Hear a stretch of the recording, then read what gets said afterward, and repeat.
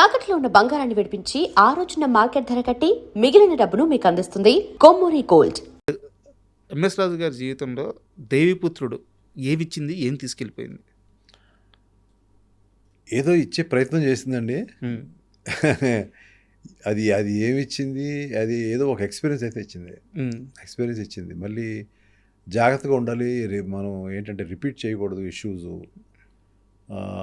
So అటువంటి problem వచ్చినప్పుడు situations ఏం చేయాలి, ఎలాగా మనం ఉండాలి అనేది కూడా అదే ఒక్కొక్క సినిమా ఒక పాఠం అండి. బట్ నాకు ఒక చిన్న డౌట్ సార్. దేవిపుత్రుడు సినిమా విషయానికి వస్తే వెంకటేష్ గారి యాక్టింగ్ కానీ, సౌందర్య గారి యాక్టింగ్ కానీ, అండ్ కథ పరంగా చాలా అద్భుతమైన కథ. అప్పటిదాకా ఎవరు చెప్పలేదు. ఇంకా గ్రాఫిక్స్ గురించి ప్రత్యేకంగా చెప్పాల్సిన అవసరం లేదు.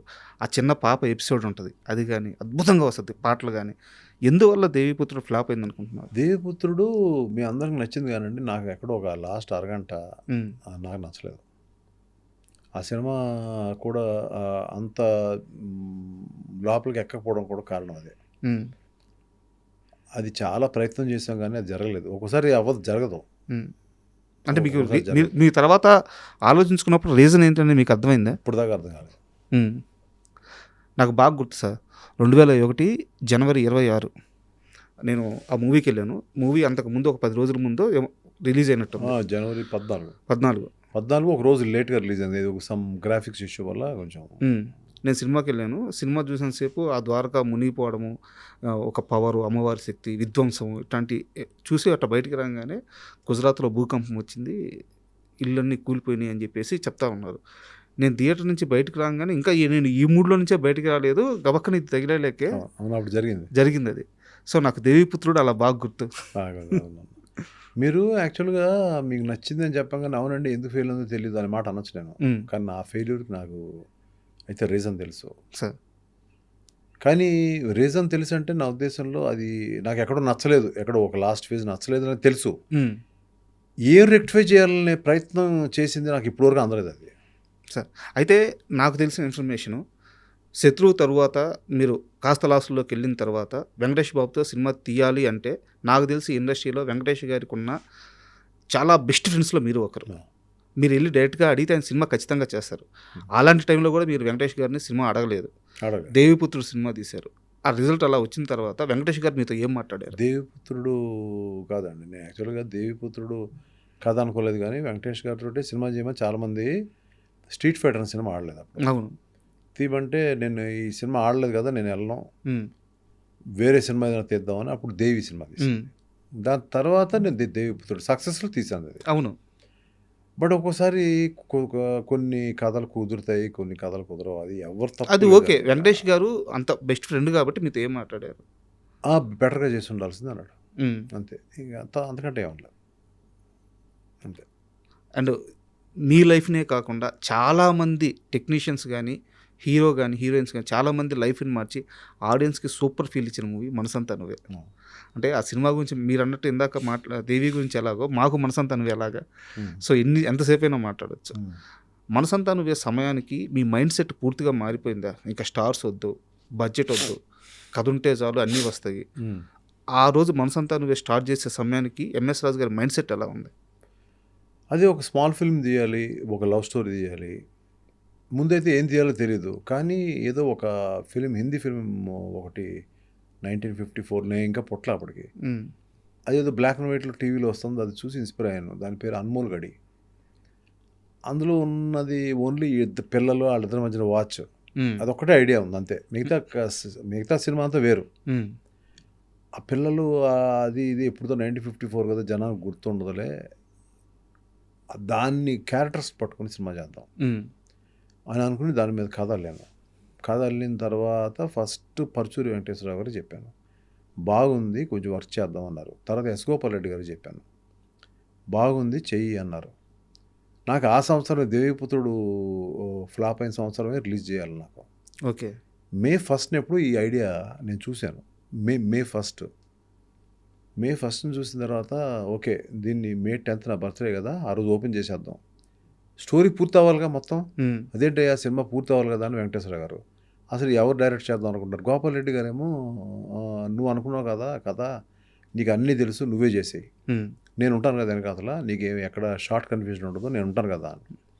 వద్దండి అలా వద్దు, ఇప్పుడు అసలే ఒక ఫెయిల్యూర్ ఉంది, ఇప్పుడు నేను ఇవన్నీ పెట్టుకోలేను, నాకు ఎవరో ఒకళ్ళని ఎవరన్నా జస్ట్ చూస్తున్నానంటే సరే నువ్వేమనుకోకపోతే ఒక అతను ఉన్నాడు అని చెప్పి అప్పుడు విఎన్ ఆదిత్య పేరు చెప్పాడు. ఓకే.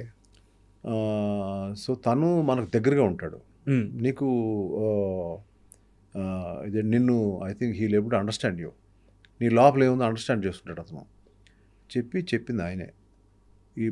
ఈ పరుచూరి వెంకటేశ్వరరావు గారు, గోపాలకృష్ణ గారు మేము చెప్పాము ఆదిత్య గురించి అని అంటారు, కానీ వాళ్ళు గోపాల్ రెడ్డి గారు చెప్పిన తర్వాత సెకండ్ ఒపీనియన్ తీసుకున్నాయింది యాక్చువల్గా. ఓకే. వాళ్ళిద్దరిది లేదు మంచి కుర్రాడు, మన దగ్గర చాలా సినిమాలకి పనిచేశాడు, కో డైరెక్టర్గా పనిచేశాడు అదే దాన్ని. అప్పుడు ఆ అబ్బాయిని పిలిపించాను. పిలిపిస్తే సో హీ వాజ్ ఇంటూ ఏది ఇమ్మీడియట్గా తను అంటే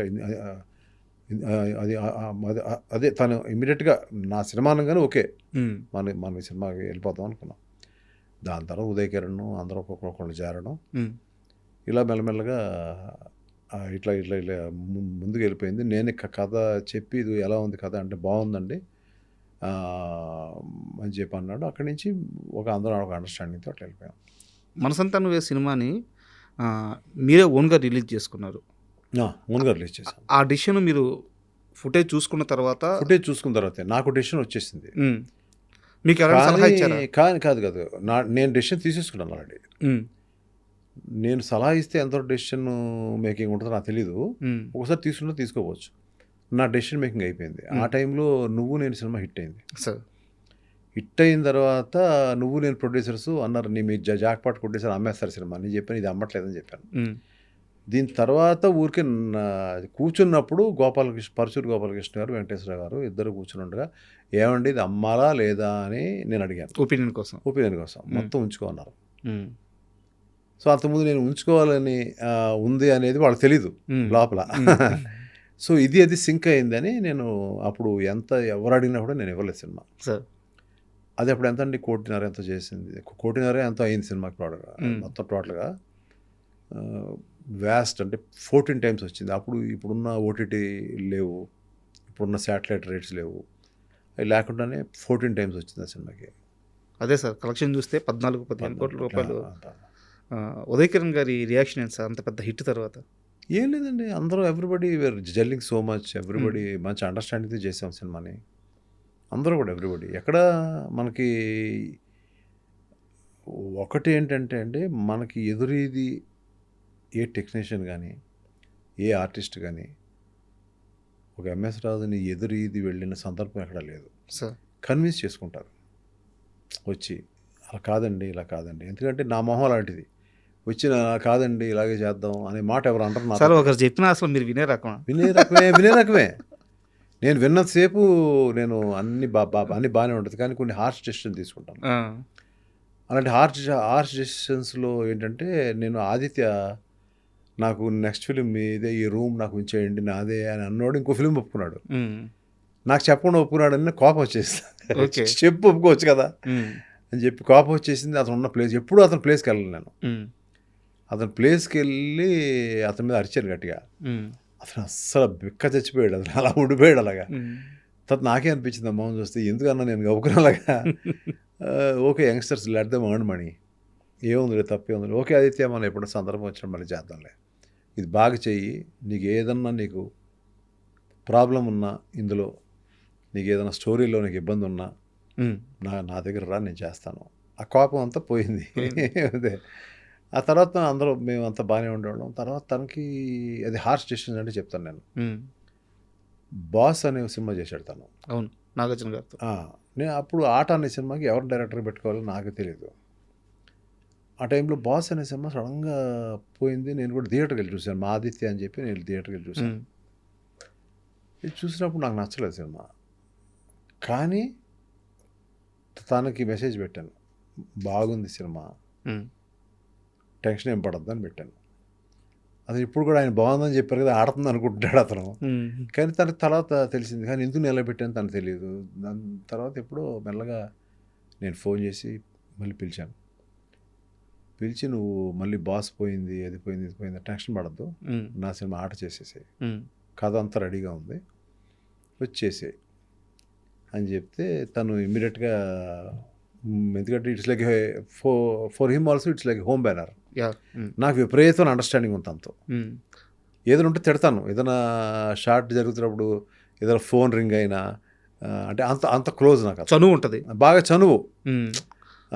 లేదంటే ఏదైనా ఎక్కడికైనా ఎక్కువ తను కొంచెం ఉండే పనులు కూడా చేస్తున్నాడు, ఈ ఫోన్ల ద్వారా వాళ్ళకి వీళ్ళకి హెల్ప్ చేస్తాడు. చాలా ఎక్కువ ఎక్కువ పిలిచినప్పుడు ఏంటయ్యా సినిమా కాస్తంటే రా అని చెప్పి గట్టిగా తిడుతూ ఉంటాను, అది వస్తూ ఉంటాడు. ఇలాంటి అండర్స్టాండింగ్ మా ఇద్దరి మధ్య. ఇప్పుడు దానికి తగ్గట్టే డైరెక్టర్స్ అసోసియేషన్కి ఆయన హెడ్ అయ్యి ఉన్నారు. యా